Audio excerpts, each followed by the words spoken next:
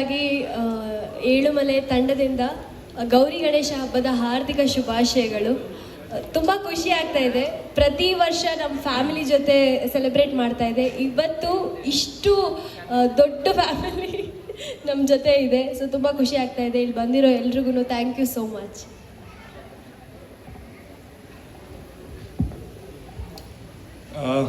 S, good morning ಎಲ್ರಿಗೂ.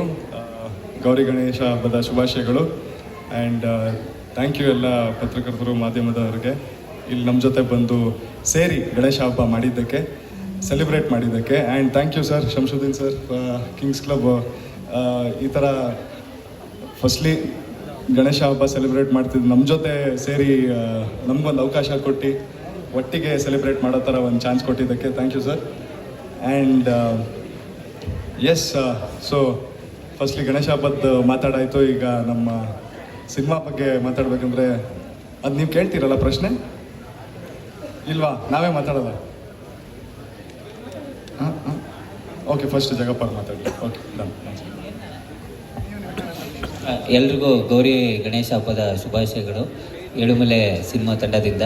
ಹಾಗೆಯೇ ಇಲ್ಲಿ ಬಂದಿರುವಂಥ ಎಲ್ಲ ನಮ್ಮ ಮಾಧ್ಯಮ ಮಿತ್ರರಿಗೆ ಗೌರಿ ಗಣೇಶ ಹಬ್ಬದ ಶುಭಾಶಯಗಳು. ಹಾಗೆ ನಮ್ಮ ಕಿಂಗ್ಸ್ ಕ್ಲಬ್ ಓನರ್ ಆದಂಥ ಸರ್ಗೆ ನಮಸ್ಕಾರ ಸರ್. ಆ್ಯಕ್ಚುಲಿ ಭಾಳ ಖುಷಿ ಏನು ಅಂತಂದರೆ ಈ ಸಿನಿಮಾದ ಇವತ್ತು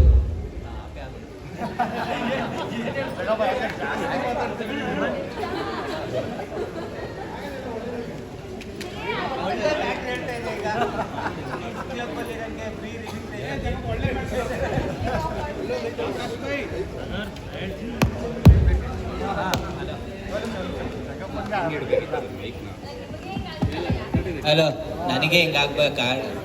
ಅದು ನಾನು ಹೆಂಡ್ತಿ ಬಂದಾಗಲೇ ಆಗ್ಬೇಕಾ? ಹಾಂ, ಎಲ್ರಿಗೂ ಥ್ಯಾಂಕ್ ಯು. ಹಾಗೆಯೇ ನಮ್ಮ ಕಿಂಗ್ಸ್ ಕ್ಲಬ್ ಓನರ್ ಬಂದಿದ್ದಾರೆ. ಏನು ಖುಷಿ ವಿಚಾರ ಅಂತಂದರೆ ನಮ್ಮ ಸಿನಿಮಾ ತಂಡಕ್ಕೆ ಅವರು ಇಲ್ಲಿ ಮೆಂಬರ್ಶಿಪ್ನ ಫ್ರೀಯಾಗಿ ಕೊಡ್ತಾ ಇದ್ದಾರಂತೆ. ಅದು ಭಾಳ ಖುಷಿ ಆಯಿತು ನಮಗೆ. Thank you sir, thank you so much. Cinema ಬಗ್ಗೆ ಸರ್ ಮಾತಾಡ್ತಾರೆ. ಫಸ್ಟು ಸರ್ ನಮ್ಮ ಶಂಶುದ್ದೀನ್ ಸರ್ ಮಾತಾಡ್ತಾರೆ, ಆಮೇಲೆ ಸಿನಿಮಾದ ಬಗ್ಗೆ ಬೇಡ. ಎಲ್ಲರಿಗೂ ಗೌರಿ ಗಣೇಶ ಹಬ್ಬದ ಶುಭಾಶಯಗಳು. ಎಲ್ಲರೂ ನಮ್ಮ ಜೊತೆ ಬಂದು ಹಬ್ಬನ ಆಚರಿಸ್ತಾ ಇದ್ದೀರಾ, ತುಂಬ ಖುಷಿ ಆಗ್ತಾ ಇದೆ. ಇದು ನೆಕ್ಸ್ಟ್ ಇನ್ನೂ ಜಾಸ್ತಿ ಮಾಡಬೇಕು ಬರೋ ವರ್ಷ ಅನ್ನೋ ಖುಷಿ ಆಗ್ತಾ ಇದೆ. Thank you.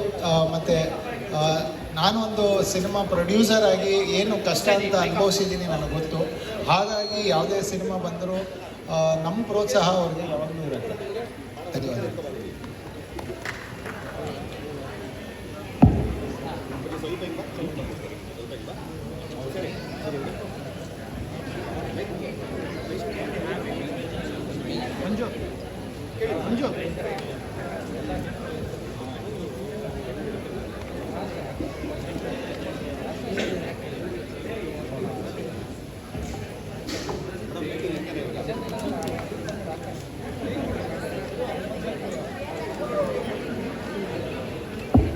ಎಲ್ರಿಗೂ ನಮಸ್ಕಾರ.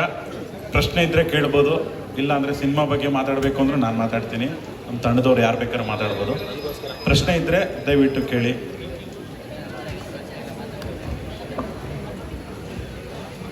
ಒಂದು ವಿಷಯ ಹೇಳೋದು ಮರೆತೆ ಆವಾಗಲೇ. ಕಿಂಗ್ಸ್ ಕ್ಲಬ್ ಬಗ್ಗೆ ಒಂದು ವಿಶೇಷವಾದ ವಿಷಯ ಎಲ್ಲರಿಗೂ ತಲುಪಿಸಿ. ಕ್ಲಬ್ ಅಂದರೆ ತುಂಬ ಜನ ಬೇರೆ ರೀತಿ ಒಂದು ಮನೋಭಾವನೆ ಇಟ್ಕೊಂಡಿದ್ದಾರೆ. ಕ್ಲಬ್ ಅಂದರೆ ಈ ಥರನೂ ಇರ್ಬೋದು. ಮತ್ತು ಕಿಂಗ್ಸ್ ಕ್ಲಬ್ ಬಂದು ಪ್ರಮುಖವಾಗಿ ವುಮೆನ್ ಆ್ಯಂಡ್ ಚಿಲ್ಡ್ರನ್ ಸೇಫ್ಟಿ ಮತ್ತು ಫ್ಯಾಮಿಲಿಗೋಸ್ಕರ ಮಾಡಿರುವಂಥ ಕ್ಲಬ್ಬು ಅನ್ನೋ ವಿಷಯ ನಾನಿಲ್ಲಿ ಎಲ್ಲರಿಗೂ ಹೇಳಬೇಕು ಅಂತ ಆಸೆ ಪಡ್ತೀನಿ. Thank you. ಈಗ ಒಂದು ಕತೆ ಕೇಳಿ ಅಂದರೆ ಕತೆ ಕೇಳಿದೆ, ಒಂದಷ್ಟು ಫೀಡ್ಬ್ಯಾಕ್ ಕೊಟ್ಟೆ. ಅವಾಗ ಶರಣ್ ಸರ್ ಹೇಳಿದ್ರು, ಸರ್ ನಿಮ್ಮ ಥರ ಫೀಡ್ಬ್ಯಾಕ್ ಕೊಟ್ಟರು, ನೀವು ಒಬ್ಬ ಹುಡುಗ ಇದ್ದಾನೆ, ನೀವು ಅವನ ಹತ್ರ ಮಾತಾಡಬೇಕು. ಯಾರು ಅಂತ ಕೇಳಿದೆ, ತರುಣ್ ಸುಧೀರ್ ಅಂತ ಹೇಳಿದ್ರು. ನನಗೆ ಭಯ ಆಯಿತು, ಸರ್ ದೊಡ್ಡ ಆರ್ಟಿಸ್ಟ್ ಮಗ, ನಾನು ಹೆಂಗೆ ಮಾತಾಡಲಿ ಅಂತ. ಸರ್ ನೀವು ಮಾತಾಡಿ ಸರ್, ಆಮೇಲೆ ನೀವು ನೆಕ್ಸ್ಟ್ ನನಗೆ ಆಮೇಲೆ ಫೋನ್ ಮಾಡಿ. ನಾನು ಫೋನ್ ಮಾಡಿದೆ, ತರುಣ್ ಸರ್ ಎತ್ಕೊಂಡ್ರು ಫೋನು, ಹಿಂಗೆ ಮಾತಾಡ್ತೀವಿ ಸರ್, ಈ ಥರ ಡಿಸ್ಕಷನ್. ಸೊ ಅಲ್ಲಿಂದ ನಮ್ಮ ರಿಲೇಷನ್ಶಿಪ್ ಸ್ಟಾರ್ಟ್ ಆಯಿತು. ಸೊ ನಾನು ತರುಣ್ ಸರು ರ್ಯಾಂಬೋ ಮಾಡಿದ್ವಿ, ರ್ಯಾಂಬೋ ಆದಮೇಲೆ ರ್ಯಾಂಬೋ 2 ಮಾಡಿದ್ವಿ, ಅದಾದಮೇಲೆ ಜೊತೆಲಿ ಗುರು ಶಿಷ್ಯರು ಮಾಡಿದ್ವಿ. ಅದಾದಮೇಲೆ ನಾವು ತರುಣ್ ಸರ್ ಯಾವಾಗಲೂ ಡಿಸ್ಕಷನ್ ಮಾಡಬೇಕಾದ್ರೆ, sir we should do something different sir, ಏನಾದರೂ ಒಂದು ವಸ್ತು ಮಾಡಬೇಕು ಸರ್. ಕಾಮಿಡಿ ಮಾಡಿದ್ದೀವಿ, ಇನ್ನೊಂದು ಸಬ್ಜೆಕ್ಟ್ ಮಾಡಿದ್ದೀವಿ, ಎಲ್ಲ ಮಾಡಿದ್ದೀವಿ. ಏನಾದ್ರು ಒಂದು ವಸ್ತು ಲವ್ ಸ್ಟೋರಿ ಅಂತ ನಮ್ಮ ಮನಸ್ಸಲ್ಲಿ ತುಂಬ ಕಾಡ್ತಾ ಇತ್ತು. ಯಾವ್ದಾರು ಒಂದು ಒಳ್ಳೆ ಲವ್ ಸ್ಟೋರಿ ಮಾಡಬೇಕು ಅಂತ. ಆ ಮೂಮೆಂಟಲ್ಲಿ ಏನೋ ಕೆಲಸಕ್ಕೆ ಬೆಂಗಳೂರಿಗೆ ಹೋಗಿದ್ದೆ. That's before Tarun and Sonal's wedding. ಅದಕ್ಕೂ ಮುಂಚೆ ಹೋಗಿದ್ದೆ. ಹಿಂಗೆಲ್ಲ ಸುದ್ದಿ ಹರಡ್ತಾ ಇತ್ತು. ನಾವು ಫೋನ್ ತೆಗೆದೇ ಕಡಿಮೆ ಮಾಡ್ಬಿಟ್ಟು, ಸರ್ ಇದು ನಿಜ, ನಾನು ನಿಮ್ಮ ಫ್ರೆಂಡ್ ಹಿಂಗೆ ಆಗ್ತಾರೆ ಹಂಗೆ ಆಗ್ತಿದಾರ ಅಂತ ಕೇಳಿದ್ರೆ, ಅದಕ್ಕೆ ನಾನು ಹೇಳಿದೆ ಅವರೇ ಒಂದು ಪ್ರೆಸ್ ಮೀಟ್ ಮಾಡಿ ಹೇಳ್ತಾರೆ, ನೀವು ಅಲ್ಲಿ ತನಕ ಹೋಲ್ಡ್ ಮಾಡಿ. ಅವಾಗ ಹೋದಾಗ ಸರ್ ಬಂದಿದ್ರಲ್ಲ ಒಂದು ಕತೆ ಕೇಳಿ ಅಂತ ಹೇಳಿದ್ರು. ಸೊ ಒಳಗಡೆ ಆಫೀಸ್ ಒಳಗಡೆ ಹೋದಾಗ ಪುನೀತ್ ಅಂತ ಹೊಸ ಹುಡುಗ ನನ್ನ ಪರಿಚಯ ಇದ್ದಾನೆ, ಯಾಕಂದರೆ ಕಾಟೇರದಲ್ಲಿ ಸಾಂಗ್ಸ್ ಬರೆದಿದ್ದ, ಗುರುಶಿಷ್ಯರಲ್ಲಿ ಕೆಲಸ ಮಾಡಿದ್ದ. ಸೊ ಅವನೊಂದು ಕತೆ ಹೇಳ್ತೀನಿ ಅಂತ ಒಂದು ಲೈನ್ ಕತೆ ಹೇಳ್ದೆ. ಸರ್ ಕತೆ ಚೆನ್ನಾಗಿದೆ, ಕಾಫಿ ಕುಡ್ಕೊಂಬರೋಣ, ಫುಲ್ ಹೇಳಿ ಅಂತ. ಮತ್ತೆ ಫುಲ್ ಹೇಳೋದು. ಸೊ ಫಸ್ಟ್ ಹಾಫ್ ಆಯಿತು, ಬ್ರೇಕ್ ತೊಗೊಳ್ತೀರಾ, ತೊಗೊಳಲ್ಲ ಅಂದೆ. ಮತ್ತು ಸೆಕೆಂಡ್ ಹಾಫ್ ಕಂಟಿನ್ಯೂ ಆಯಿತು. ಸೊ ಭಾಳಷ್ಟು ಕರೆಕ್ಷನ್ಸ್ಗಳು ಮಾಡೋಕ್ಕೆ ಶುರು ಮಾಡಿದ್ವಿ. ಸೊ 1.5 ವರ್ಷಕ್ಕೆ ಮುಂಚೆ ಸ್ಟಾರ್ಟ್ ಆಗಿದ್ದು. ಅದೇ ಥರ ಭಾಳಷ್ಟು ಕರೆಕ್ಷನ್ಸ್ ಮಾಡ್ತಾ ಬಂದ್ವಿ. ಸ್ಕ್ರಿಪ್ಟ್ನ ಚೆನ್ನಾಗಿ ರಿಫೈನ್ ಮಾಡ್ಕೊಂಡ್ವಿ. ಸೊ ಪುನೀತು ಎಲ್ಲ ಫೀಡ್ಬ್ಯಾಕ್ ತೊಗೊಂಡ್ರು. ತರುಣ್ ಸರ್ ತುಂಬ ವರ್ಕ್ ಮಾಡಿಸಿದ್ರು ಕತೆನ. ಅವನು ಒಂದು ಸ್ಟೇಜಿಗೆ ರೀಚ್ ಆದವನು ಮತ್ತೆ ನನಗೆ ಫೋನ್ ಮಾಡೋರು. ಆ ಥರ ಬ್ಯಾಕ್ ಆ್ಯಂಡ್ ಫೋರ್ತ್ ಮಾಡಿ ಕತೆಗೆ ಒಂದು ಒಳ್ಳೆ ರೂಪ ಬಂತು. ರೂಪ ಬಂದ ಮೇಲೆ ಪುನೀತ್ ಸರ್ ರಿಕ್ವೆಸ್ಟ್ ಮಾಡಿಕೊಂಡ್ರು, ಸರ್ ನೀವು ತರುಣ್ ಸರು ನನಗೆ ಟೆಕ್ನಿಕಲಿ ಹೆಲ್ಪ್ ಮಾಡಿದ್ರೆ ಸಾಕು, ನಾವು ಸಿನಿಮಾ ಮಾಡ್ತೀವಿ ಅಂತ ಅಲ್ಲಿ ತನಕ ನಮಗೂ ಗೊತ್ತಿರಲಿಲ್ಲ. ಸೊ ಯಾವಾಗ ಈ ಕತೆ ಒಂದು ಒಳ್ಳೆ ರೂಪ ತಗೊಳ್ತು, ಆವಾಗ ವಿ ಡಿಸೈಡೆಡ್ ತರುಣ್ ಸರು ಮತ್ತು ನಾನು ಮಾಡುವ ಈ ಸಿನಿಮಾನ. ಯಾಕಂದರೆ ಅವರ intention was to do something away from a comedy films. ಅವಾಗ ಹಂಗಾಗಿ ಸರ್ ಅವ್ರು ಸೂಟ್ ಆಗ್ತಾರೆ ಅಂತೇಳಿ ಆಮೇಲೆ ಕರೆಸಿ ಮಾಡಿದ್ವಿ. ನಿಜವಲ್ಲ ನಾವು ಫಸ್ಟ್ ಪ್ರಿಂಟ್ ನೋಡಿದಾಗಲೂ ಆಗಲಿ, ವಿತೌಟ್ ರೀ ರೆಕಾರ್ಡಿಂಗ್ 2 ತಿಂಗಳಿಗೆ ಮುಂಚೆ ಬಂದು 2 ದಿನಕ್ಕೆ ಪಿಕ್ಚರ್ ನೋಡ್ಕೊಂಡು ಹೋದಾಗಲೂ ಅಷ್ಟೇ, Jagappa has acted very well.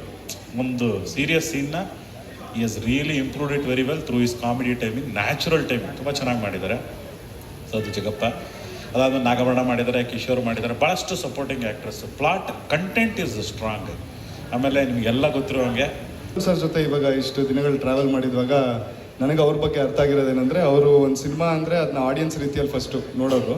ಅವ್ರು ಈ ಜಾನರ್ ಆ ಜಾನರ್ ಅಂತ ಹೇಳಿಲ್ಲ. ಆಮೇಲೆ ಇವಾಗಲೇ ನಮ್ಮ ನಾಗೇಂದ್ರ ಸರ್ ಹೇಳಿದಂಗೆ ಮೇ ಬಿ ಅವರು ಟ್ರಾವೆಲ್ ಮಾಡಿರೋ ಒಂದು ಇದರಲ್ಲಿ ಅವ್ರಿಗೆ ಅನಿಸಿತ್ತು ಅಂತ ಇವಾಗ ಹೇಳಿದ್ರು. ನಾವು ಒಂದು ಲವ್ ಸ್ಟೋರಿ ಮಾಡಬೇಕು, ಯಾವಾಗಲೂ ಕಾಮಿಡಿ ಜಾನರಲ್ಲಿ ಮಾಡ್ಕೊಂಡು ಬಂದಿದ್ದೀವಿ ಅಂತ ಇವಾಗಲೇ ಜಸ್ಟ್ ಹೇಳಿದ್ರು. ಸೊ ಅವ್ರಿಗೂ ಅದೇ ರೀತಿ ಒಂದು ಐ ಥಿಂಕ್ ಅನಿಸಿರ್ಬೋದು, ಓಕೆ ಈ ಥರ ಒಂದು ಮಾಡಬೇಕು ಅಂತ.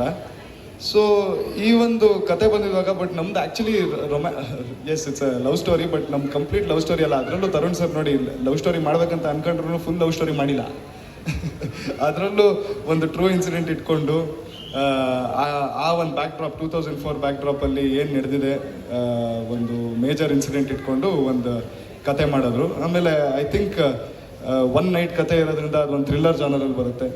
ಸೊ ಅದು ಇಷ್ಟೆಲ್ಲ ಜಾನರ್ಗಳು ಸೇರಿಕೊಂಡು ಮಧ್ಯೆ ಲವ್ವೂ ಇದೆ. ಆ ಥರ ಒಂದು ನೀವು ಹೇಳಿದಾಗೆ ಮದುವೆ ಆದ್ಮೇಲೆ ಬದಲಾದ್ರ ಅಂತ ತರುಣ್ ಅವರು. ಎಸ್, ನನಗಂತೂ ಹಂಗೆ ಅನ್ಸೋದು.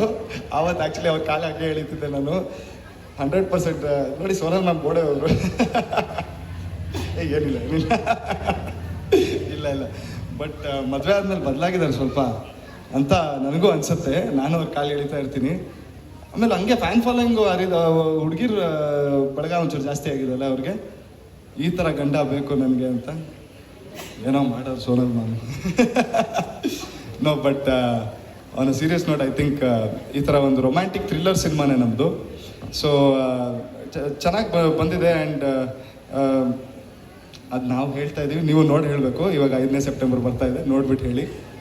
ಬಟ್ ಅದೇ ನೋಡಿ. But complete love story I think ಇವತ್ತಿನ ಜನ್ರೇಷನಲ್ಲಿ ನೀವು ಹೇಳ್ದಂಗೆ ಈ ಥರ ಎಲ್ಲ ಒಂದು ಜಾನರ್ಗಳು ಬಂದಿದ್ವಾಗ ಕಂಪ್ಲೀಟ್ ಲವ್ ಸ್ಟೋರಿ ಅನ್ನೋದು ಯಾರೂ ಆ ಥರ ಕೈ ಇಡೋದು ಇಲ್ಲ. ಈ ಥರ ಒಂದು ಎಕ್ಸ್ಟ್ರಾ ಒಂದು ಕಾಂಟೆಂಟ್ ಇಟ್ಕೊಂಡೇ ಮಾಡೋದು. ಸೊ ಅದೇ ರೀತಿ ನಮ್ಮ ನಾಗೇಂದ್ರ ಸರು, ತರುಣ್ ಸರ್ ಎಲ್ಲರೂ ಮಾಡಿರೋದು. ಸರ್, ಇವಾಗ ನೈಜ ಘಟನೆ ಆಧಾರಿತ ಜೊತೆಗೆ ಸಾಕಷ್ಟು ಲವ್ ಸ್ಟೋರಿಗಳನ್ನು ನಾವು ನೋಡಿದ್ದೀವಿ.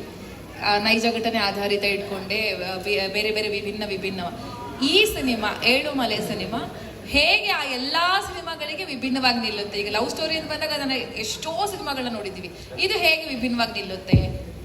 ಐ ಥಿಂಕ್ ಫಸ್ಟ್ಲಿ ನಮ್ಮದು ನೀವು ಹೇಳ್ತಿರೋದು ನೈಜ ಜೀವನದಲ್ಲಿ ನಡೆದಿರೋ ಲವ್ ಸ್ಟೋರಿನ ಹಿಡಿದು ನಾವು ಅದನ್ನ ಆಧಾರಿತವಾಗಿ ಒಂದು ಕತೆ ಮಾಡ್ಕೊಂಡಿರೋದು. ನಮ್ಮದು ಆ್ಯಕ್ಚುಲಿ ನೈಜ ಜೀವನದಲ್ಲಿ ನಡೆದಿರೋ ಒಂದು ಘಟನೆ. ಫಸ್ಟ್ಲಿ ಆ ಘಟನೆ ಒಂದು ಮೇಜರ್ ಒಂದು ಇನ್ಸಿಡೆಂಟ್ ಆಗಿರುತ್ತೆ. ಒಂದು ಕರ್ನಾಟಕ ತಮಿಳ್ನಾಡು ಮಧ್ಯದಲ್ಲಿ ನಡೆದಿರೋ ಒಂದು ಘಟನೆ ಅದು. ಆ ಮೇಜರ್ ಅದು ಬರೀ ನಮ್ಮ 2 ಸ್ಟೇಟ್ ಮಧ್ಯದಲ್ಲಿ ನಡೆದಿದ್ರು ಆಲ್ಮೋಸ್ಟ್ ಆಲ್ ಎಂಟೈರ್ ಇಂಡಿಯಾ ಗೊತ್ತಿರೋ ಘಟನೆ ಅದು. ನೀವೆಲ್ಲರೂ ಯಾವ ಜನ್ರೇಷನ್ ಅವರು ಆಗಿರಲಿ ಆ ಸಿನಿಮಾ ನೋಡಿದ್ವಾಗ ನಾವು ಪ್ರಿಯಾಂಕಾ ಅವ್ರ ಕಾಲು ಎಳಿತಾ ಇರ್ತೀವಿ ಆವಾಗ ಜೆನ್ಜಿ ಅಂತ. ಈ ಜನ್ರೇಷನ್ ಅವರು, ಯಾಕಂದರೆ ಇವರು 2006 ಬಾರ್ನ್ ಅಂತೆ, ಸೊ 2004 ನಡೆದಿರೋ ಕತೆ ಇರೋದ್ರಿಂದ ಇವರು ಸಿನಿಮಾ ನೋಡಿದಾಗ್ಲೂ ಇವ್ರಿಗೂ ಕನೆಕ್ಟ್ ಆಗುತ್ತೆ ಆ ಒಂದು ಇನ್ಸಿಡೆಂಟು. ಸೊ ಆ ಥರ ಒಂದು ಇನ್ಸಿಡೆಂಟ್ನ ಇಟ್ಕೊಂಡು ಮಾಡಿರೋದು ನಾವು. ಬಿಟ್ಟರೆ ಆ ಟೈಮಲ್ಲಿ ಎಷ್ಟಾಗತ್ತಷ್ಟು ನಾವು ಲವ್ ಸ್ಟೋರಿ ವೈಸು ಕನೆಕ್ಟ್ ಮಾಡೋಕ್ಕೆ ಹೋದ್ವಿ. ಅಂದರೆ ಒಂದು 4 ಲವ್ ಸ್ಟೋರಿ ಇತ್ತು ನಮ್ಮದು ಡೈರೆಕ್ಟ್ ರಿಸರ್ಚ್ ಮಾಡಿದಾಗ ಅದೆಲ್ಲ ಇತ್ತು. ಬಟ್ ಅದನ್ನು ನಾವು ಯಾವುದೋ ಆಧಾರಿತವಾಗಿ ತೊಗೊಂಡು ಮಾಡಿಲ್ಲ. ನಮ್ಮ ಲವ್ ಸ್ಟೋರಿ ಏನಿದೆ ಅಂದರೆ ನಮ್ಮದು ಹರೀಶ ಮತ್ತು ಚಿನ್ನಿ ಕತೆ ಏನಿದೆ ಅದು ಒಂದು ಫಿಕ್ಷನಲ್ ಕತೆ. ಸೊ ಒಂದು ನೈಟಲ್ಲಿ ಆ ಘಟನೆ ನಡೆಯುತ್ತೆ. ಆ ಘಟನೆ ನಡೆದಿದ್ವಾಗ ಇವರಿಬ್ಬರು ಲವ್ ಸ್ಟೋರಿ ಹೇಗೆ ಎಫೆಕ್ಟ್ ಆಗುತ್ತೆ, ಇವ್ರ ಜೀವನದಲ್ಲಿ ಏನೇನಾಗುತ್ತೆ ಆ ಘಟನೆ ನಡೆದಿದ್ವಾಗ ಅಂತ ಅದನ್ನ ತೋರ್ಸೋಕೆ ಹೊರಟಿದ್ದೀವಿ. ಸೊ ಒಂದು ಡಿಫ್ರೆನ್ಸ್ ಇದೆ. ರಾಣ ಅವರೇ, ನೀವು ಫಸ್ಟ್ ಮೂವಿಗಿಂತ ಈಗ ಸೆಕೆಂಡ್ ಮೂವಿಯಲ್ಲಿ ಏನಾದರೂ ಬದಲಾವಣೆ ತಂದಿದ್ದೀರಿ? ಯಾಕಂದರೆ ಏಕಲವ್ಯ ಆದಮೇಲೆ ಒಂದಿಷ್ಟು ಚೇಂಜಸ್ ಜನ ಎಕ್ಸ್ಪೆಕ್ಟ್ ಮಾಡಿರ್ತಾರೆ ನಿಮ್ಮಿಂದ. ಸೊ ಈ ಸಿನಿಮಾ ಮೂಲಕ ಏನು ಎಕ್ಸ್ಪೆಕ್ಟ್ ಮಾಡಬಹುದು ರಾಣದಿಂದ? I think second part first answer ಮಾಡಬೇಕಂದ್ರೆ, ಏಕಲವ್ಯ ಆಗಿದ್ಮೇಲೆ ನನಗೆ ಆಲ್ಮೋಸ್ಟ್ ಆಲ್ ಎಲ್ಲರಿಂದ ಒಂದು ಒಳ್ಳೆ ರಿವ್ಯೂನೇ ಬಂದಿತ್ತು, ಚೆನ್ನಾಗಿ ಮಾಡಿದ್ದೀನಿ ಅಂತ. ಒಂದೇ ಬ್ಯಾಡ್ ರಿವ್ಯೂ ನನಗೆ ಬಂದಿದ್ದೇನೆಂದರೆ, ಸ್ಕೂಲ್ ಗೆಟಪ್ಪಲ್ಲಿ ಗಡ್ಡ ತೆಗೆದಿದ್ಯಾ ಕೆಡ್ದಾಗ ಕಾಣಿಸ್ತೀಯ ಅಂತ. ನಾನು ಹೇಳಿದೆ, ಓಕೆ, ನಾನು ಅದು ಎಕ್ಸ್ಪ್ಲನೇಷನ್ ಕೊಡೋದಕ್ಕಿಂತ ಸ್ಕೂಲಲ್ಲಿ ನಾನು ಗಡ್ಡ ತೆಗ್ದಿಲ್ಲ ಅಂದರೆ ಹೆಂಗೆ ಓಡಾಡಲಿ ಅಂತ ನಂದು ಬಂದಿತ್ತು. ಬಟ್ ಓಕೆ, ಅದು ಬಿಟ್ಟು ಐ ಥಿಂಕ್ ಇದರಲ್ಲಿ ಒಂದು ಚೇಂಜ್ ಓವರ್ ಅನ್ನೋಕ್ಕೆ ಹೇಳಬೇಕಂದ್ರೆ, ಐ ಥಿಂಕ್ ಅದು ಒಂದು ಕಮರ್ಷಿಯಲ್ ಸಿನಿಮಾ. ಅಲ್ಲಿ ನಡೆದಿದ್ದು ಒಂದು ಕಂಪ್ಲೀಟ್ ನಾವೆಲ್ಲ ಒಂದೊಂದು ವಿಷಯನೂ ಟ್ರೀಟ್ ಮಾಡಿದ್ದು ಒಂದು ಕಮರ್ಷಿಯಲ್ ರೀತಿಯಲ್ಲಿ ಮಾಡಿದ್ವಿ. ಅಂದರೆ ರಚಿತಾ ಅವ್ರನ್ನ ನೋಡಿದ್ರೆ ಮೀಟ್ ಮಾಡೋಣ ಅಂತ ಒಂದು ಸಾಂಗ್ ಶುರು ಆಗೋದು, ನಾವು ಡ್ಯಾನ್ಸ್ ಆಡೋದು, ಹಂಗೆಲ್ಲ ಇತ್ತು. ಇದು ನಾವು ತುಂಬ ರಿಯಾಲಿಟಿಗೆ ಹತ್ತಿರವಾದ ಒಂದು ಕತೆ, ಆ ರೀತಿನೇ ತೋರ್ಸೋಕೆ ಹೋದ್ವಿ. ಆ ಒಂದು ನೈಟ್ ಕತೆ ಅಂತ ಹೇಳ್ತೀವಲ್ಲ, ಸೊ ಆ ನೈಟಲ್ಲಿ ಇವ್ರ ಜೀವನದಲ್ಲಿ ನನ್ನ ಜೀವನದಲ್ಲಿ ಏನು ನಡೀತು ಅಂತ ಜಸ್ಟ್ 1 by 1 ಅವ್ರ ಇನ್ಸಿಡೆಂಟ್ಸ್ ತೋರಿಸ್ಕೊಂಡು ಹೋಗಿದ್ದೀವಿ ಅಷ್ಟೇ. ಅಕಸ್ಮಾತಾಗಿ ನಾನು ಅವ್ರನ್ನ ನೋಡಿದ್ರು, ನಮ್ಮ ಮಧ್ಯೆ ಲವ್ ಆದ್ರೂ ಏನೋ ಒಂದು ಸಾಂಗ್ ಶುರು ಆಗೋದು, ಇಲ್ಲಾಂದರೆ ಇವ್ರಿಗೆ ಯಾರೋ ಬಂದು ಏನೋ ಹೇಳಿದ್ರು ಅಂತ ನಾನು ಗುದ್ದಾಡೋದು, ಆ ಥರ ಎಲ್ಲ ಅದೆಲ್ಲ ನಮ್ಮ ರಿಯಲ್ ಡೈಲಿ ಜೀವನ ನಡೆಯಲ್ವಲ್ಲ. ಸೊ ಹೇಗೆ ಆ ಒಂದು ನೈಟಲ್ಲಿ ಹೇಗೆ ಎಲ್ಲ ಇನ್ಸಿಡೆಂಟ್ ನಡೀತು ಅಷ್ಟೇ ತೋರಿಸಿದ್ವಿ. ಸೊ ಐ ಥಿಂಕ್ ಅದಕ್ಕೋಸ್ಕರ ಒಂಚೂರು ತುಂಬ ಒಂದು ಚೇಂಜಸ್ ಮಾಡಬೇಕಾಗಿತ್ತು. ಅಂದರೆ ಎಲ್ಲೋ ಒಂದು ಕಡೆ ಒಂದು ಆಡಂಬರ, ಒಂದು ಓವರ್ ಆ್ಯಕ್ಷನ್ನು, ಒಂದು ಎಕ್ಸ್ಟ್ರಾ ಆ ಥರ ಒಂದು ಏನೋ ತೋರಿಸಿದೆ. ತುಂಬ ಸಟಲಾಗಿ ಇವಾಗ ನಾನು ನಿಮ್ಮ ಹತ್ರ ಇವಾಗಲೂ ನಾನು ಇನ್ಫ್ಯಾಕ್ಟ್ ಮೈಕ್ ಇಟ್ಕೊಂಡು ಮಾತಾಡುವಾಗ ಸ್ವಲ್ಪ ಹಿಂಗೆಲ್ಲ ಮಾಡ್ತೀನಿ. ಬಟ್ ಅದೇ ನಾನು ನಿಮ್ಮ ಹತ್ರ ಕೂತ್ಕೊಂಡು ಡೈರೆಕ್ಟಾಗಿ ಒಂದು ಚೇರ್ ಮುಂದೆ ಮಾತಾಡಿದ್ರೆ ಹಿಂಗೆ ಸುಮ್ಮನೆ ಸಿಂಪಲಾಗಿ ಮಾತಾಡ್ತೀನಿ ಅಲ್ವಾ. ಸೊ ಅದು ಒಂದು ಬೇಕಿತ್ತು.